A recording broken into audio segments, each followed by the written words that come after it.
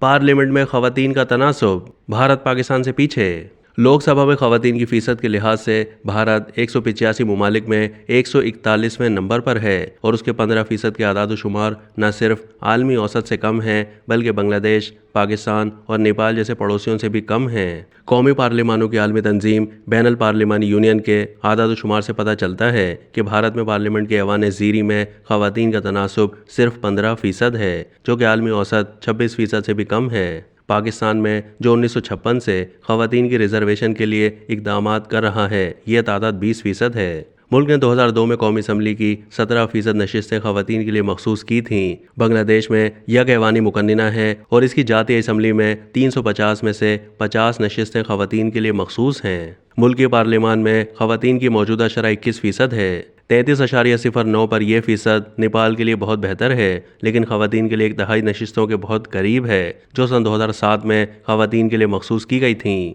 America और बरतानिया जैसे ममालिक के आदाद-ओ-शुमार बिलतरतीब 29 और 35% हैं। आदाद-ओ-शुमार के मुताबिक कुछ ममालिक जिनमें खवातीन के नुमाइंदों की तादाद भारत के मुकाबले में कम है, श्रीलंका 5%, कतर 4%, ओमान 2% और कुवैत 3% हैं। 50% पर जिन ममालिक में मर्दों और औरतों की मसावी नुमाइंदगी है, उनमें न्यूजीलैंड और मुत्तहिदा अरब इमारात शामिल हैं। अब तक के लिए इतना ही। मज़ीद मालूमात के लिए डेली जंग के यूट्यूब चैनल को सब्सक्राइब कीजिए।